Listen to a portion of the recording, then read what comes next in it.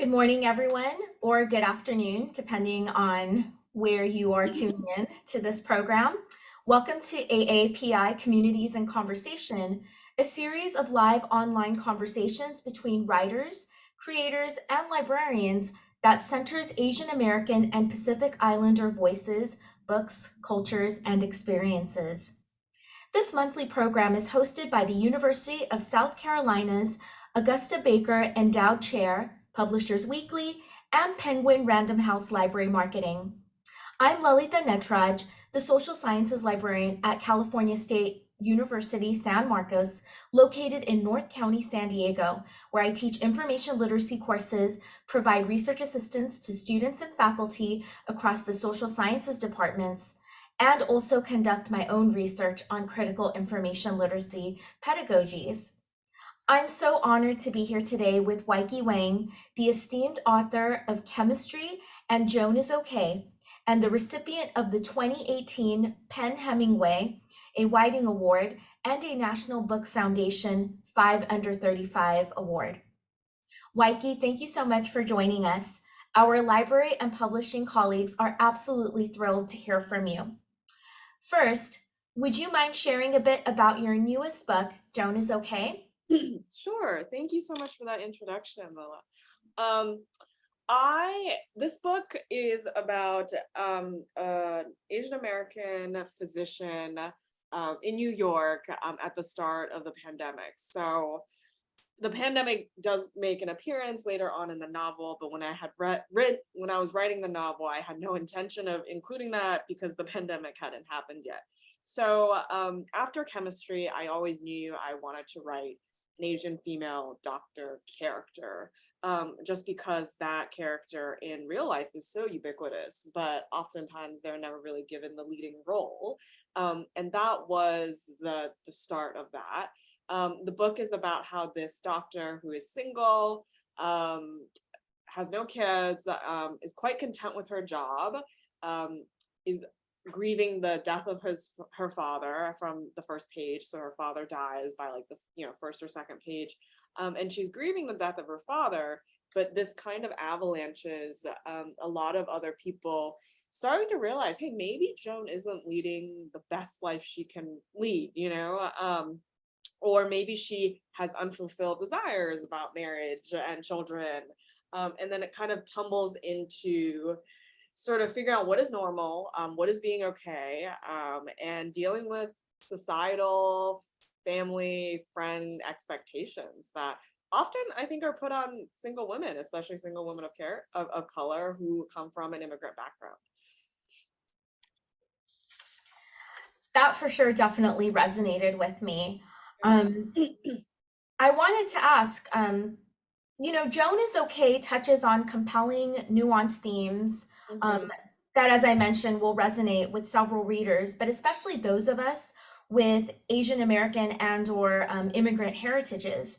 And these include navigating bicultural identity and what it means to pursue success in the US, complex family relationships, and also contending with racism, that came up, of course, during the pandemic, but has existed, of course, for forever, basically. Yeah. And I was just wondering, what experiences or influences did you draw from to tell Joan's story?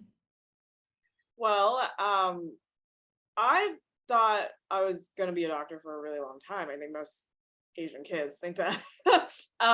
And to my parents' chagrin, I did not. But I was pre-med all through college. I took the MCAT, I did the interview circuit. I made it pretty far, and then I decided longitudinal care wasn't really my thing, which is, something that you kind of learn through shadowing and working with a lot of doctors. And then I was in the public health sphere as a grad student for 6-7 years. And so I was very exposed to hospital life, hospital lingo, talks, the characters at a hospital. It wasn't really a stretch of my imagination to kind of create these characters because I know them so well. And I think that's kind of what drew me to this, is that oftentimes what you see about medicine, because being a doctor is second to being God, right? Is Grey's Anatomy, crazy smart people who get away with just being really, really smart and have no, like the savior complex on television, and that doctors can do no wrong. Doctors are human. I was in a bridal party where I was the only non-doctor out of 6 girls, and it was kind of like seeing what these people go through to train to do the job that they're supposed to do.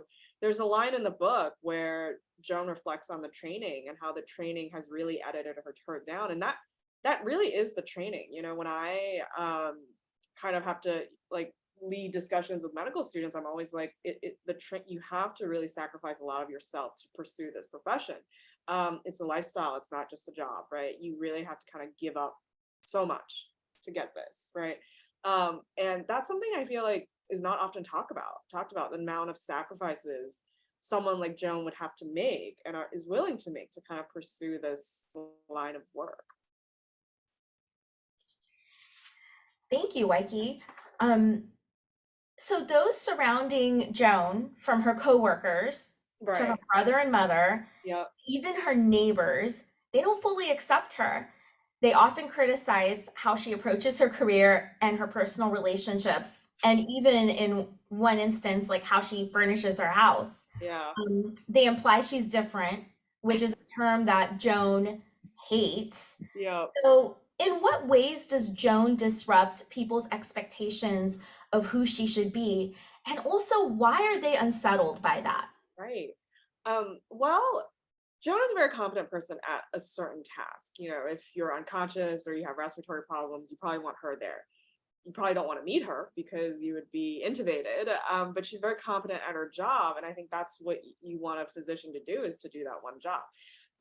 Sometimes I think competency can make others feel slightly uncomfortable, that she is so competent at this one thing and she doesn't really care about everything else. Everything else is kind of like whether she has furniture or whether she has a television, whether she's ever seen Seinfeld, whether she wants like twins, or all of that is sort of in her periphery, and not something she completely is dedicated to. And I think that singular focus, and her singular competency, I wouldn't say she'd be an interior designer, but that singular competency, I think, makes people around her feel a little bit uncomfortable. She doesn't have the same quote unquote normal ambitions as other people, notably, women. The traditional idea of starting a home, wanting a home, decorating a home, and having like the whole kind of American family, right? And she's also a child of immigrants, so the sense of starting the family tree in America, right? She's the first generation to be born in America. She doesn't have like 5 generations that she can look back to. So there's that real pressure, especially from her brother, to produce cousins. There's this great line that the brother says, our kids need cousins. Like you can't have a normal childhood if you don't have cousins to talk about, or siblings or things like that. And that sense of wanting to give the next generation a sense of normalcy, because maybe you had felt so different growing up, I do think is something that has really been internalized into both Joan and her brother. Her brother just goes about it a whole way of money, wealth, power, prestige in that way. I think Joan has gone about it by becoming the standard cog, which effectively, if you've ever worked at a hospital, is what everyone is. You have a cog, you have a role. In some ways, you are replaceable by someone with a similar skill set.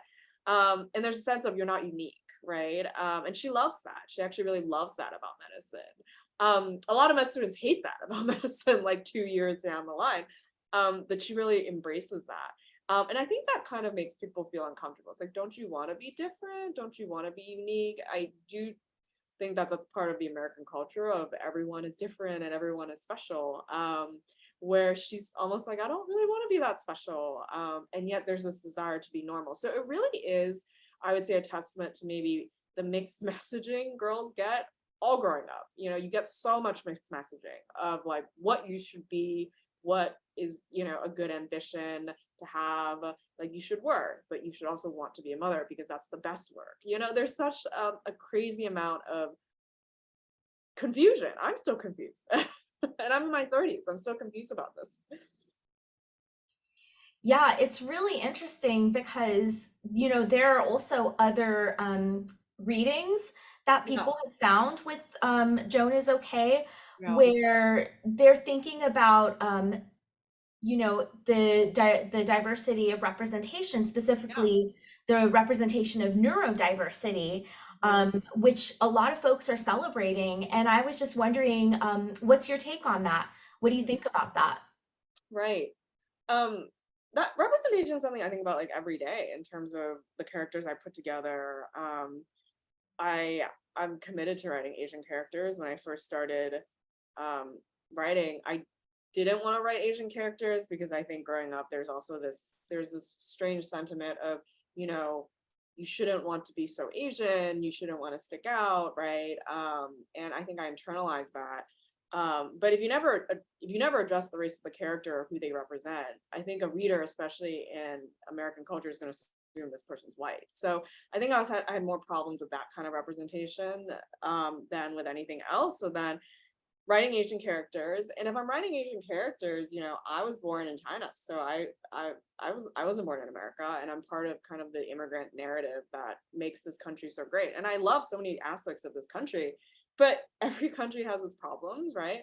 And I think what happens when the children of immigrants or immigrants come here is that there's kind of something that happens to the mental state, right?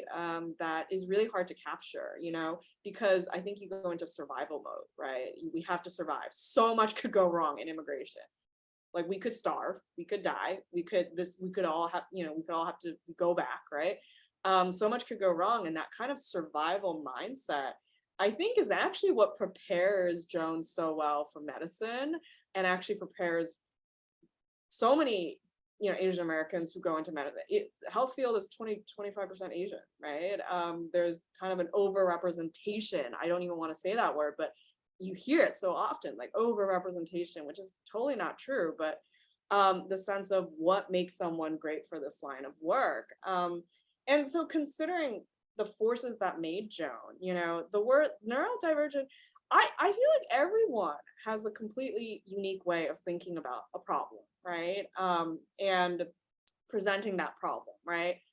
There's something that is kind of like, if you're not maybe thinking just like everyone else is thinking, then maybe you're slightly different. But it's actually all part of problem solving, and kind of creating this new character, and creating a character who I really wanted to make her very just okay with her own life. It's actually everyone else who sort of has a huge problem with her life. She herself is not intensely dissatisfied at all with her life. And to kind of to represent that in a way that wasn't a caricature, was sensitive to this kind of character. And I was highly aware that I was writing, quote unquote, this model minority character. But to not write about a character like this is to admit that they don't exist. And I just refuse to do that, because that would be saying I didn't exist. Like, I did like thousands of hours of shadowing. What were those hours if not to make me kind of very aware, acutely aware of the people who work in that field?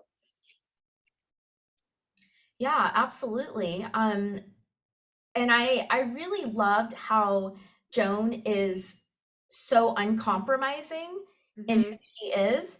And, something that really came up for me while reading this book is the timely issue of boundary setting and Right. protecting one's own, mental health and emotional capacity. And I think that would be something really important, especially for someone who works in the medical field. Hmm.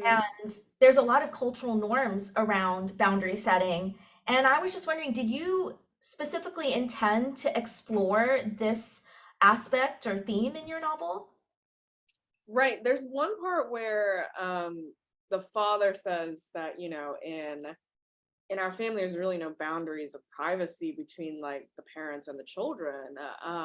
There's sort of nothing that you really can't say to your children, or this level of honesty in a family um, is important. I think that kind of boundary, I was thinking about. I was also thinking about, yeah, boundaries on time, boundaries on mental health. I do think the medical field is just starting to kind of place an emphasis on mental health, but I don't know. I mean, it's a field that's defined by work, and efficiency and productivity and the number of papers that you publish. And fellowship that you get. It's an incredibly hierarchical, and I would say even at sometimes non-empathetic field, because of what you have to be to succeed in that field. And Joan has trimmed herself down in a certain way, but also has a complete lack of boundaries when it comes to work, right? She will just like work forever if she could. And that was kind of a unique quirk I wanted to give to her. I think I took a little bit from my own life because I'm not even a recovering workaholic. I'm just a workaholic. And I sort of enjoy that quality about myself. Even though I sometimes feel like, it's kind of taboo to talk about working a lot. You have to like prioritize so much of self-care and whatnot.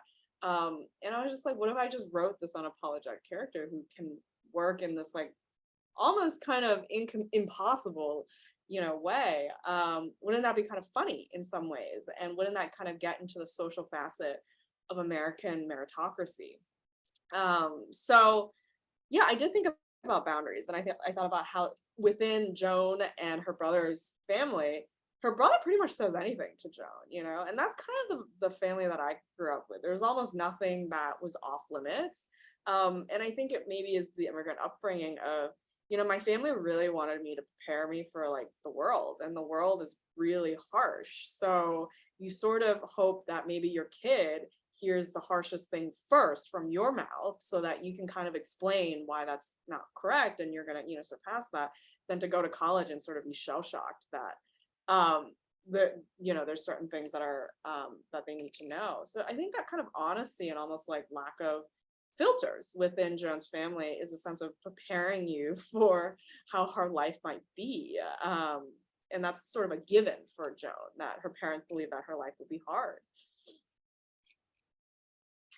It's still kind of wild though, right? How, there's no boundaries with like Joan and her family, but then when Yeah. Joan is like interacting with others Mhm. outside of her family, Yeah. like her coworkers Right. or even her neighbor, there is sort of like a distance there, right? That Mhm. she kind of Mhm. does put up sort of like a little Yeah. bit of a Yeah. wall, and she kind of has to, Right. because in so many ways those folks are kind of overstepping. So the balance between 100%. those is, 100%. yeah, Right. And I think one of the things is that it's easier sometimes to put up boundaries than to figure out what are the rules of this relationship, right? Like sometimes, she has to remind herself with her neighbor, oh, he asked a question, so maybe I should ask another question. And this is actually something I heard from a coworker when I was shadowing on a cardiology floor, that she had to like cue herself to ask questions, otherwise she would forget that she had to ask questions and be engaged in the conversation. And when you're training, when you're taking these like board exam, they're always like, oh, when the patient asks the question, you have to reply with this question. Don't forget to asking questions is a sign of empathy. It's almost like kindergarten 101 for emotions. And I think it's kind of, figuring for Joan, she's totally about that at the hospital because that is her home, but she doesn't have like how to interact with other people 101 outside, because it's almost like she learned it when she was younger and then she kind of forgot about it and then she is trying to relearn it again. absolutely. So we know that Joan is Okay is set during the very early days of the COVID-19 pandemic. I Yes. just wanted to ask, how did it feel for you to incorporate this very real collective experience into your writing? So I turned in this novel March 2020 and there's no COVID in it. I mean, I knew about COVID since December 2019 because most of my family is in China. So I sort of, knew about the Wuhan situation. But I turned in this novel March 2020 being like, oh, it's not, I'm never going to put that in there because why would I? It would become so politicized and things like that. I didn't want to deal with it. And obviously by the end of March 2020, I had to figure some things out. So the pandemic is in there. It is at the early stages. I wasn't keen on moving farther than that because first of all, I didn't know what was going to happen. And there was this sense from my peers and my friends who are working at the hospital of the sort of the ambivalence of being on the front lines, a desire to be on the front lines, to work more, but then for the first time, this was the first time their family was like, don't go to the hospital, you're going to get COVID and then people are going to hit you because you're Chinese. So there's this real fear of like working in the hospital, walking to the hospital. Um, and during that time, I could just sort of see the first time of like anxiety that, oh wow, we thought we picked a field that was entirely merit based, that has, science is not objective, but people think it is entirely objective. People don't see color as a doctor, but I do think at that time a lot of especially like Chinese American doctors, Asian doctors are kind of on edge about these kinds of things. And I just thought it was important to bring in. Joan, I think, is aware of it, but this is her job, so she's going to do it. And part of her job, sadly, and part of living in America as like a Chinese woman, is that you face racism and you get blamed and your acceptance is entirely conditional. I'm fully aware of that. And that's just something that's not going to change, because it's really hard to change society, right? So maybe it's easier to change. Well, I'm going to have to deal with that. I have to kind of put up this kind of wall that, I'm going to have to put up, and then I have to do my job, because one thing I didn't want Joan to do was wallow in that. Since wallowing can feel good for the self at times, but she also has made a commitment to caring for other people and helping them when they're most vulnerable, even if maybe in her mind she thinks they don't deserve to be helped, right? Care is continuous in healthcare. Yeah, it's a really good point. So another question, just to slightly shift gears a little bit. Mhm. In your previous works, your characters have been not, I don't know if anonymous is the right word. They haven't been named, so they don't have names. But you take a different approach in Joan is Okay. And I'm just wondering, what importance do names serve in this particular book? Well, Joan was a particular name that I picked because it was easy to translate, to have a Chinese equivalent of it, Joanne, and then there was nicknames that I could do with Joan, like Joni, like Jonah, which is what her mom calls her. No one in her family calls her Joan. It actually is sort of a combination of different nicknames that everyone has for Joan.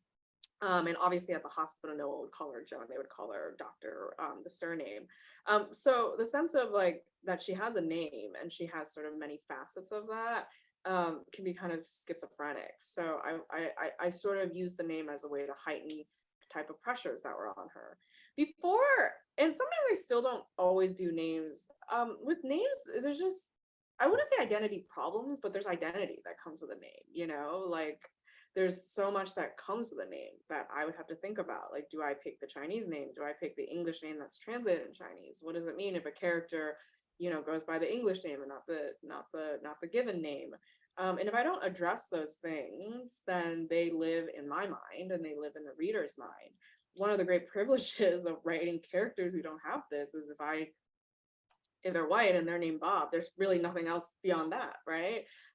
Whereas if I have to write this character, I'm thinking there's just so much going on with names that it's like an ordeal, I think. And it's also been kind of something that I've had to deal with my own name, and figuring out if I wanted to Americanize it, if I didn't want to Americanize it. So yeah, I think moving forward, if the third book, everyone has names, and I don't, I imagine I'll just keep using the names because it's third person, but naming a character is so stressful. I'm so stressed when I have to name a character. Yeah, I can imagine. It's really interesting because, names, of course, can Yeah. be kind of the way that you sort of identify where a person is from, right? Particularly if they're not from the non like the dominant culture, the dominant white culture, you can kind of tell like, oh, is your heritage this? Because Yes. your name, like sometimes names can denote like regional, Yeah, exactly. belonging, things like that. So yeah, I thought it was really an interesting thing. Yeah. So I wanted to ask, what do you think makes for compelling storytelling? Like, Mhm. and this could be like, when you're thinking about the ideas for your own books, or even what appeals to you when you read other people's books. Compelling storytelling, I think starts with good language. I could read a great plot-driven novel, but I think if the language is not sort of where I want it to be, or it's kind of clunky, I get taken out of the stories. So, um, just think about oral storytelling. Someone who's really a really good orator can make even kind of a bland story really exciting just by the way that the story is being told. So I care more about the how than I care about the what. And obviously, I do care about plot and tension and characters and conflict. But I care about how those conflicts are manifesting, and sort of, thinking about, is the author taking the easy way out, right? Like, I could have easily given Joan a boyfriend by the end. I imagine I got a lot of feedback being like, oh, I was so hoping Joan would, be with Mark by the end. And I just thought, isn't that kind of the conditioning that all women are taught, that if you start off single, you end up married? I guess I'm just thinking Jane Austen for that, because that is so ubiquitous, right?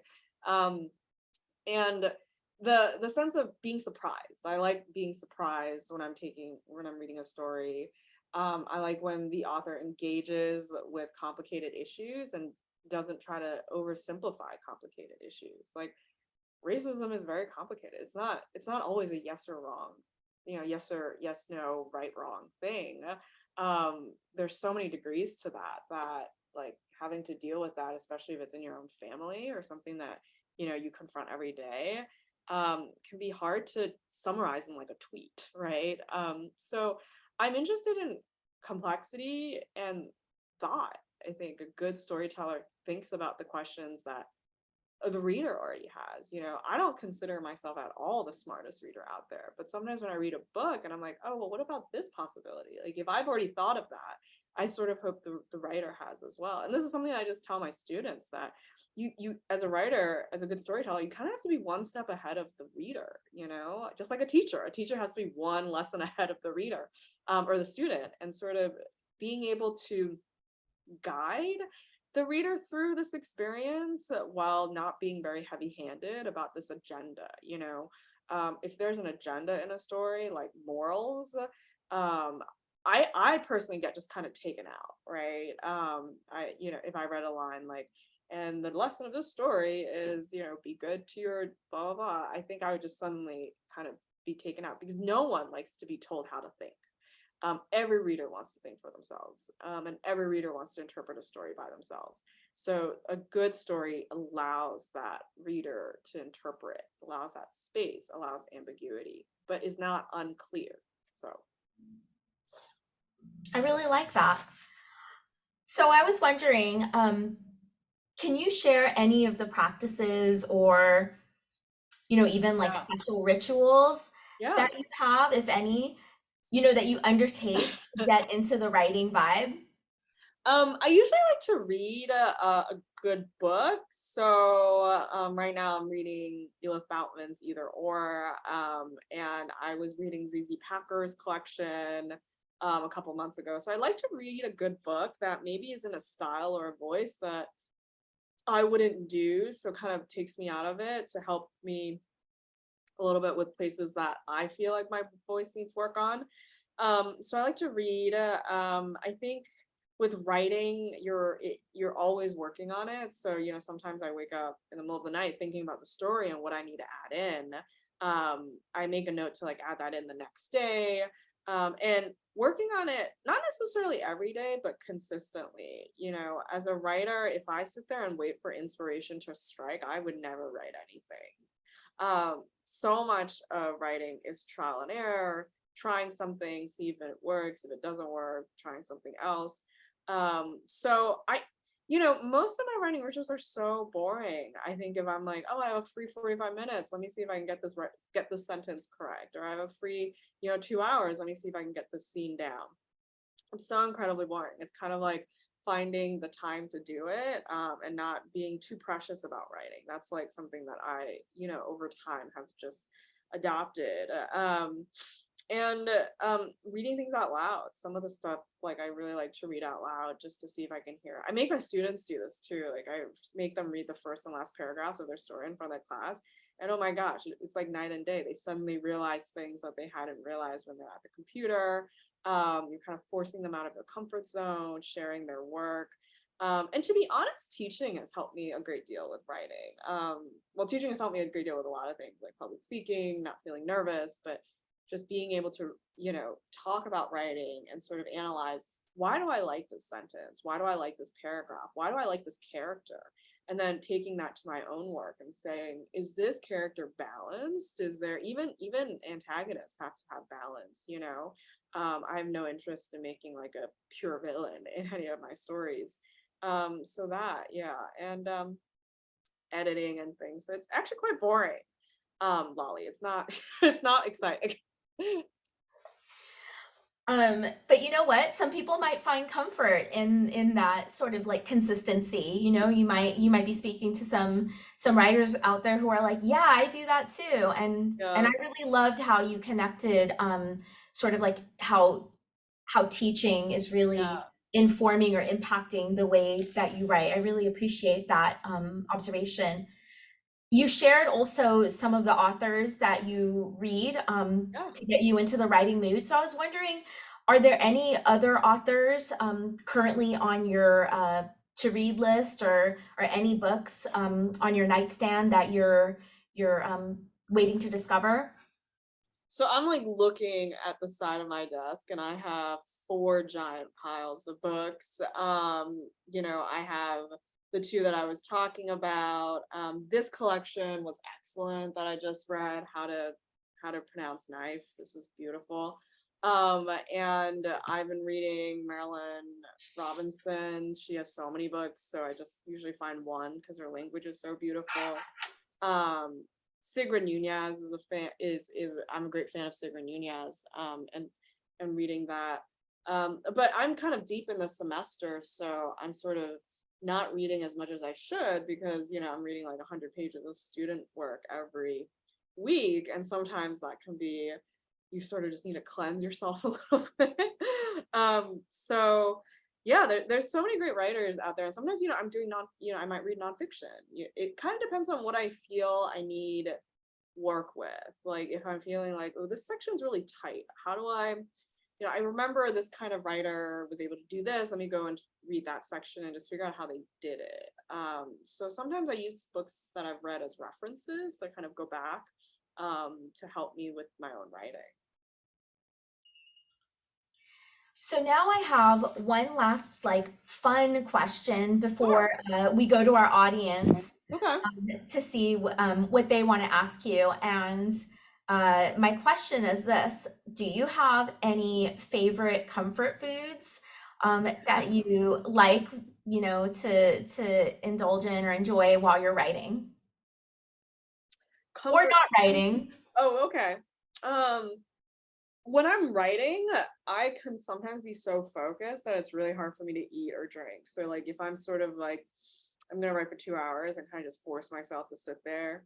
And I'm a very stubborn person, so I just don't get up until I get it right, unless I have to jump on a meeting or something. So I don't usually eat when I'm writing.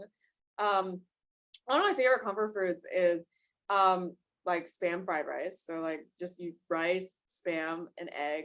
You put some spinach. It's just so delicious. And it costs like $5. I grew up on spam. Like my mother thought it was like the best invention, probably because it was so cheap. So I grew up on like spam sandwiches and just like spam for dinner. And so I think I have such a soft spot for spam. I know it's very unhealthy. I do get the low sodium version, but it's sort of like a childhood thing that I kind of come back to, and kind of like a really runny egg that goes over it. But yeah, I love that you mentioned that because that reminded me of the scene yeah, in the book yeah. between I the know it was an neighbors honor. where Spam. her Korean neighbor is giving her this food, and I loved that because definitely people connect over food. Lolly, So what's your favorite comfort food? what's my favorite comfort Yeah. food? Oh my gosh. I I would have to say, so I have to be very careful because I have diabetes. Yeah. So all the things Yeah. that I used to love eating, Oh, I can't eat because I was recently diagnosed actually during the pandemic. oh my Um, God. but gosh, I would say that I honestly, what I love is really bad for me, but I eat it anyway, in moderation. But I like chips and salsa. Very simple. Very simple. Can't go wrong with it. And yeah, that's my comfort food. Also, S- it's so addicting, the chips, right? You can just like eat them forever. Pretty much, pretty much. Yeah.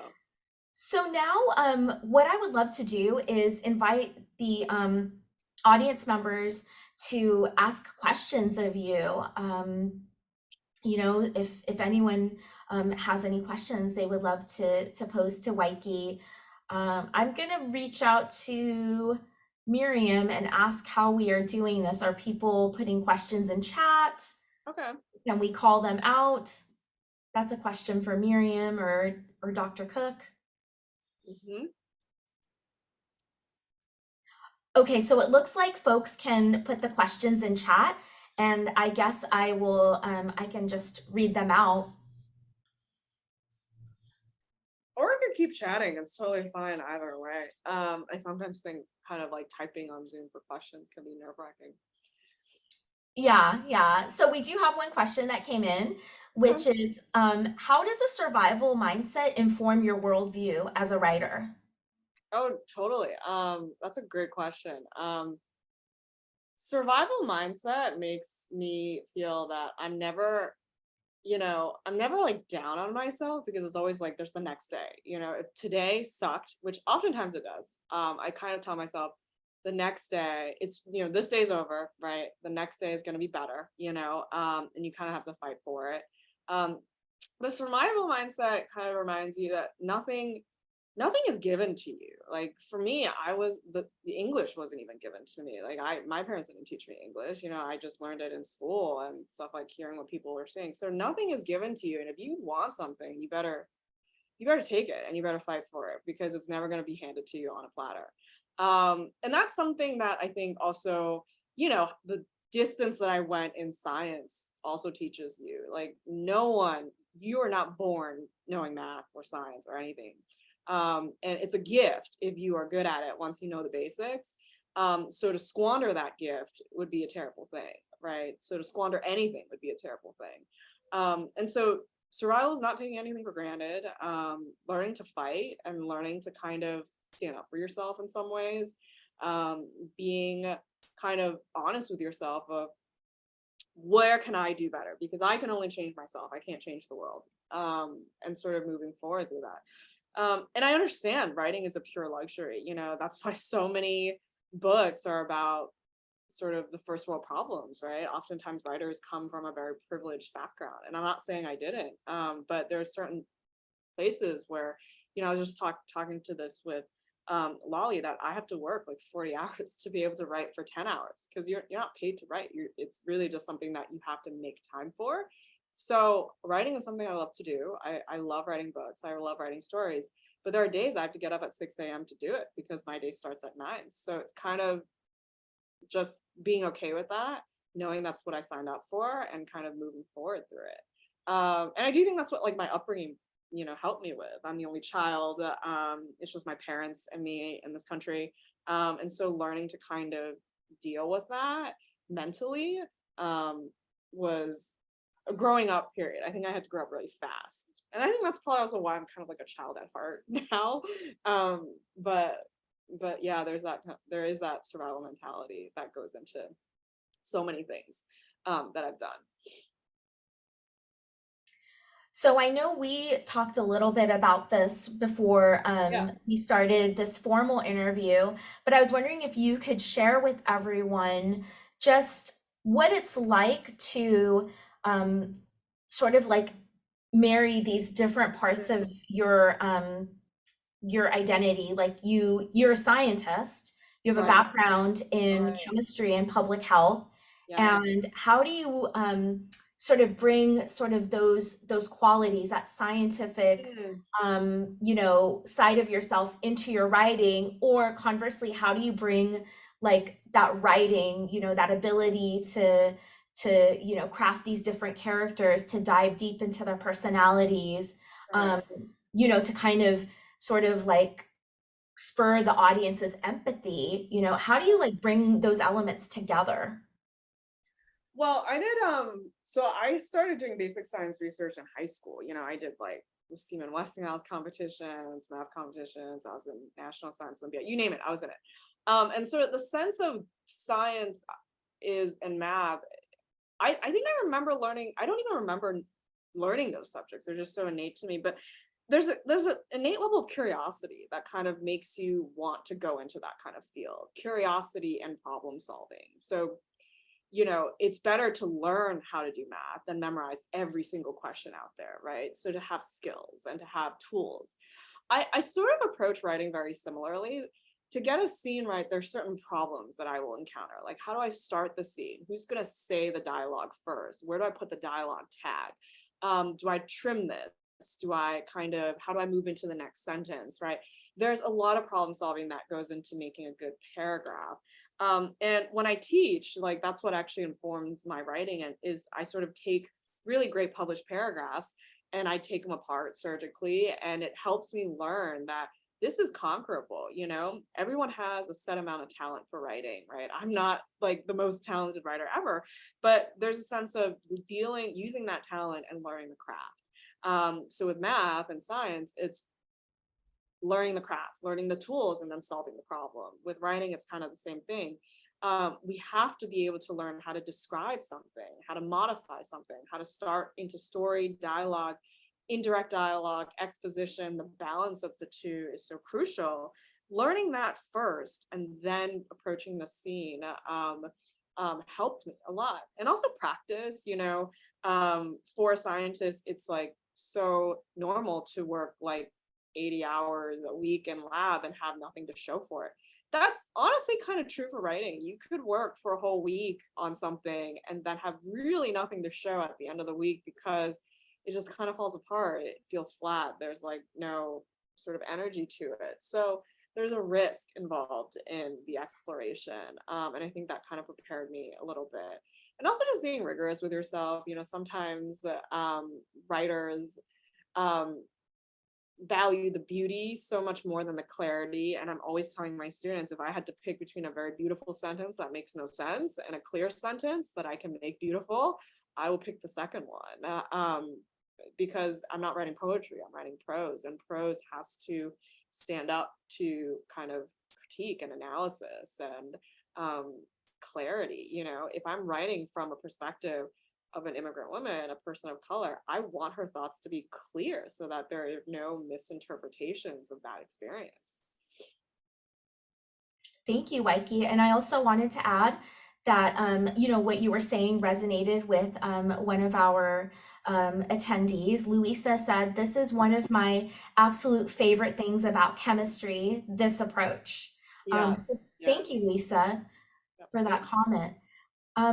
So I want to kind of conclude our conversation with one more question. I kind of stole this question from the New York Times column by the book. I don't know if you're familiar with Oh, yeah. that. Yeah, I love those questions that they have in the by the book column. And one of them is if you could invite like three authors to dinner, Mm. who would those authors be? Wow, that's so hard to just think about. So three, are these living authors, or are these who is it like whoever? I honestly think the New York Times says they are not around anymore, but Oh, that we don't have to do that. They could be any I authors, alive personally, or dead. when I started reading, like books from the canon, and the canon is being the British canon, as the Western canon, I was first given Austen, and I think for whatever reason, Austen just didn't resonate with me. But in college, the Bronte sisters really resonated with me. I love that kind of writing, and that sort of darkness. Probably also because I love terrible weather. It helps me kind of think the gloom, and the humor in that, and also the tragedy, right? So probably the Bronte sisters, three of them, right? And so just getting to know them over lunch, and not that they would go to lunch, but sort of they were the first writer that I read that of the canon that I was like, oh, this isn't something I have to get through for a class. This is actually very, very enjoyable. You know, Jane Eyre did wonders for me when I read Jane Eyre. And I read Jane Eyre very late. I was in college when I read Jane Eyre, because I didn't necessarily have the cultural capital to have like read that when I was younger. So coming to that a little bit later was really enjoyable. Charlotte is my favorite too. Yes. Um, I want to so meet her. I mean, yes, maybe it's not meeting your authors. Sometimes meeting your authors can be, you know, very different than reading their works. I feel that would be a very interesting dinner for sure. Um, so Waike, it was just an absolute pleasure to be in conversation with you. Thank you so much for spending this time with us. And thank you also to our hosts, Dr. Nicole Cook, the University of South Carolina's Augusta Baker Endowed Chair, Publishers Weekly, and Penguin Random House Library Marketing. And of course, a very special thank you to our audience for joining us today. This webinar is being recorded and will be available for future viewing. And we hope that you'll join the next AAPI Communities in Conversation event on November 1st with guest author Melinda Lowe in conversation with Christina Mitra of the San Francisco Public Library. Folks, I hope you all have a wonderful day. Thank you again. Thank you. Should I log off or? Okay.